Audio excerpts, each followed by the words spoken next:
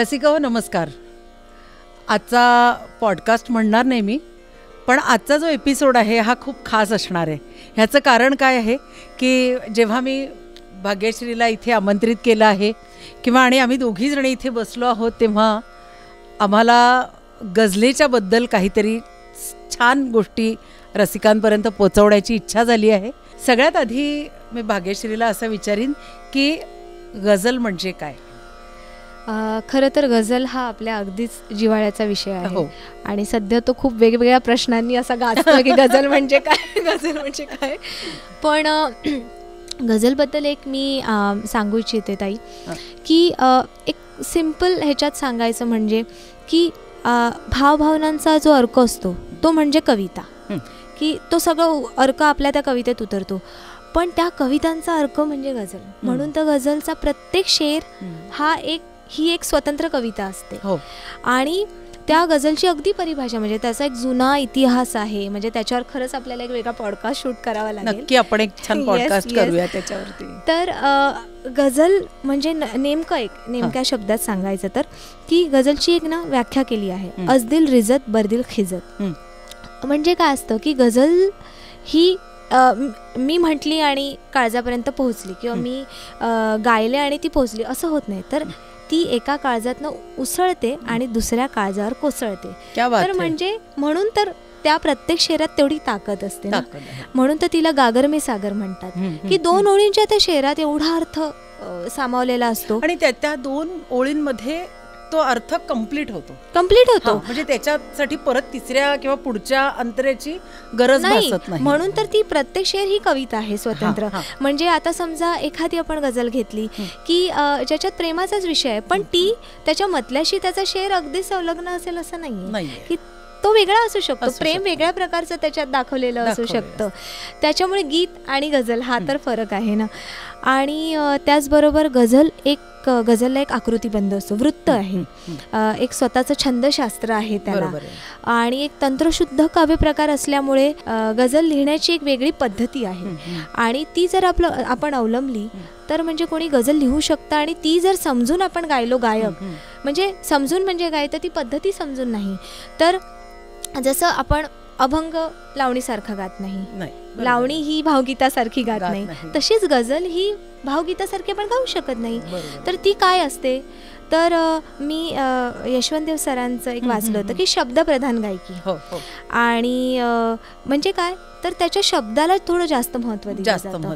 म्हणजे स्वरापेक्षा शब्दाला थोडं प्रमाण जास्त असतं, त्याच्यात प्रधानता त्याच्यात जास्त असते, शब्द प्रधानता. पण त्याच्याही पुढे जाऊन मी सांगेन की ती आशयप्रधान गायकी आहे. म्हणजे त्या शब्दांच्या पलीकडचा अर्थ म्हणजे नुसते शब्दच नाही तर त्याचा जो अर्थ आहे तो समजून, जर गायकाने तो नीट समजून जर त्या रसिकांच्या मनापर्यंत पोहोचवला तर ती गायकी सफल झाली. तर म्हणून तर ती अशी वेगळी गायकी आहे. भाग्यश्री, मला एक असं वाटतं की मला असं नेहमी स्वतःला इतक्या वर्षाचा अनुभवात न असं जाणवतं किंवा मला काय म्हणायचं आहे की जसं त्याच्यातले गझलेचे जे शब्द आहेत आणि गझल शब्द आणि गायकी ही बरोबर 50-50% मध्ये असली पाहिजे. म्हणजे तरच ती, मला असं वाटतं, रसिकांपर्यंत ती, म्हणजे जे तू आत्ता म्हणालीस की उसळते आणि तिकडच्या कोसळते, तर ती जी प्रक्रिया आहे ती तिथे पूर्ण होईल. कारण ते शब्द, हे बघा, जर आपल्याला शब्द कळलेच नाही किंवा मी ते नीट म्हटलेच नाही तर समोरच्यापर्यंत पोहोचणार कसे. आणि आपण एक अर्थ म्हणजे आशय म्हणजे काय तर तो बिटवीन द लाईन्स मिनिंग पण असतो. म्हणजे एखादी ओळ आहे तर तुम्ही एखादा एक क्लर्क असणारा माणूस त्या शेराकडे कसा बघेल, एखादी आई कशी बघेल, एखादी आजी कशी बघेल, एखादी नर्स कशी बघेल, किंवा एखादा कामगार कसं काय त्या शेराला बघेल, प्रत्येकाची, कारण ते सब्जेक्टिव्ह आहे. बरोबर आहे. आणि प्रत्येकाला त्या गझलेच्या त्या शेरातला काहीतरी माझा अनुभव इथे सांगितला जातोय असं तो कनेक्ट ते बहुआयामी, म्हणून काव्य हे नेहमी बहुआयामी असतं. तर अशी ही गझल असते आणि अशी गझल आहे जी आपल्याकडे एक इतकी छान परंपरा गझलेची आहे. इतकी वर्ष झाली, ती उर्दूत आली, फारसीतून उर्दूत आली, उर्दूतून इतर भाषांमध्ये गेली आणि आता ती मराठीमध्येही आहे. म्हणजे अनेक ह्याच्यात ही गझल अशी म्हणजे काय म्हणते छान अशी रुजली आहे आणि छान तिला पानं फुलं फळं आलेली आहेत आता. पण मला मी एक सांगू का, हे आपण खूप म्हणजे मला असं वाटतं की आपण साहित्य संमेलनात बोलतो आहोत असं कुठेतरी वाटतंय. इतक्या चांगल्या दोघी जणी बसलोय, इतक्या चांगल्या दिसतोय, तर एक एक गझल काहीतरी ऐकूया आता. तर मला एक सांग, ह्याच्यासाठी राग यमनची एक सारखी एक गझल माझ्या डोक्यात केव्हाची घोळतीये, जी गझल ना मला असं वाटतं की जगात असं कोणीच नसेल जे गझल प्रेमी आहेत की ज्यांना ही गझल माहितीच नसेल. आणि राग यमन हा महासागरासारखा प्रचंड मोठा राग आहे. त्याच्यात तुम्ही कुठलंही वैशिष्ट्यपूर्ण गीत प्रकार त्याच्यात टाका, तो राग त्याचाच होऊन जातो. म्हणजे तुम्ही लावणी, अभंग म्हणा, ख्याल म्हणा, भावगीत म्हणा, वाटेल ते म्हणा, किंवा मी तर म्हणते की पाढे जरी गणितातले त्या रागात म्हटले तरी पण ती लहान मुलांना तो पाढा 100% पाठ होणार ह्याची मला खात्री आहे. तर ह्याच्यावरती एखादी गझल गाऊन दाखवू. नक्की नक्की. तर ही आपण एक लोकप्रिय गझल घेतोय, तर त्याआधी ताई मला एखादं काहीतरी तुझं ॲडिशन, एखादी रुबाई वगैरे. सगळ्यात आधी ना मी रुबाई म्हणजे काय हे सांगेन. तर रुबाई म्हणजे काय, 4 ओळी, जसं आपल्याकडे 4 ओळ्या असतात तसं. पण ही रुबाई जर गझलेच्या आधी जर आपण पेश केली तर काय होतं की त्या गझलेची एक प्रकारची जमीन म्हणजे एक प्रकारचं काहीतरी बेस लाईन तयार होईल. म्हणून ही रुबाई मी इथे गाऊन दाखवते.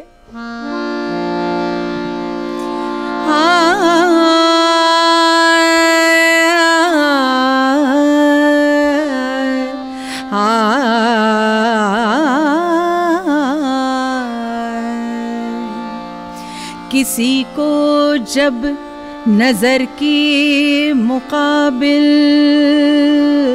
देख लेती हूँ, हाँ किसी को जब नजर के मुकाबिल देख लेती हूँ, तो पहले सर झुका कर हालते दिल देख लेती हूँ.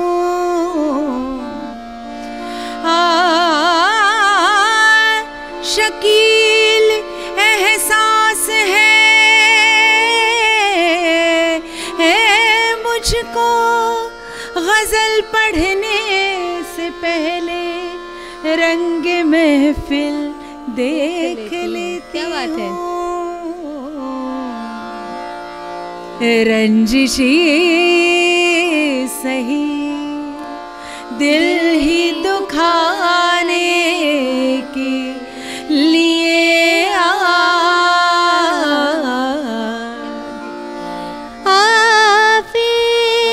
से मुझे छोड़ के जाने के लिए रंजिशी दिल ही दुखाने के लिए रंजिशी सही. क्या बात आहे, काय सुंदर काय शब्द आणि काय तो यमन त्याला असा चपखल बसलाय ना. तुला सांगू ह्याच्यामध्ये ना खूप म्हणजे ह्या रागाचं जे गारुड आहे ते मला असं वाटतं बॉलिवूडवरती पण जबरदस्त होतं. म्हणजे आज नाही, गेले अनेक वर्षांपासून आहे. तर तुला पण ह्याच्यातली काही गाणी म्हणावीशी वाटतात? एखादी ओळ किती आहेत. चंदन सावधान आहे किंवा अरे गाऊन दाखव. अच्छा गाऊन दाखव. एक पण मला एक त्याआधी गझल आठवली, गुलाम अली साहेबांची गझल आहे. आ गई याद शाम ढलते ही बुझ गया दिल चराग जलते ही. आ गई याद शाम ढलते ही. अजून एक आहे बघ गझल, आठवते का तुला आशाताईंची? रुदा दे मोहब्बत क्या कहिए, कुछ याद रही, कुछ भूल गए। 2 दिन की मसरत क्या कहिए, कुछ याद रही, कुछ भूल गए, रुदादे।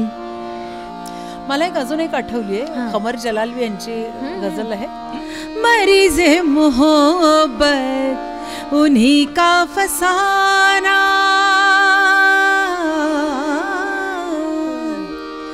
हाँ मरीज़े मोहब्बत उन्हीं का फसाना, सुनाता रहा दम निकलते निकलते, मगर जिक्र शामे आलम जब के आया, चरागे सहर बुझ गया जलते जलते, मरीज़े मोहब्बत उन्हीं का फसाना।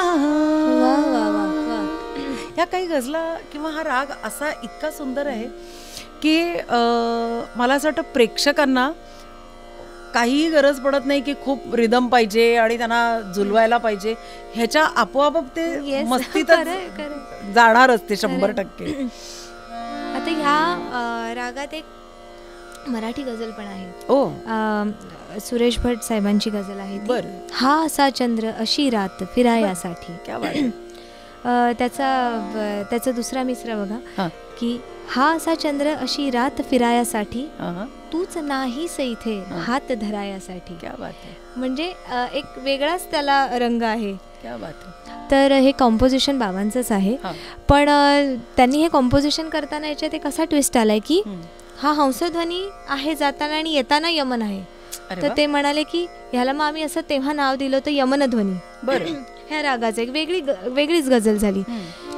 हा सा चंद्र अशी रात फिरायासाठी,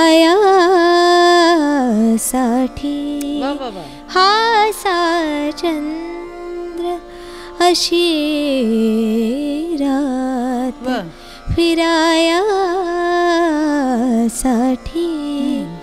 तूच नाहीस इथे, तूच नाहीस इथे, तूच नाहीस इथे, तूच नाहीस इथे, हात धरायासाठी, हा सा चंद्र अशी रात फिरायासाठी.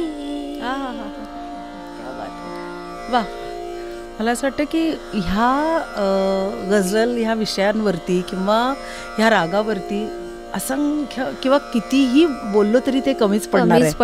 तेव्हा मला असं वाटतं पुढच्या एपिसोडमध्ये आपण गझलेचा काहीतरी असा एक छान मुद्दा घेऊन परत भेटूया. नक्कीच नक्कीच. तेव्हा मला असं वाटतं की मी सगळ्या रसिकांना श्रोत्यांना असं सांगू इच्छिते की तुम्हाला पुढच्या एपिसोडमध्ये आमच्याकडनं काय ऐकण्याची इच्छा आहे हे आम्हाला कमेंट बॉक्समध्ये नक्की सांगा आणि त्याबद्दल आपण नक्की बोलूयात. हो, आणि पुढचा विषय घेऊयात आपण. येस. आणि आम्हाला नक्की सजेस्ट करा. येस. तेव्हा भेटू पुढच्या एपिसोडमध्ये. Bye bye. बाय.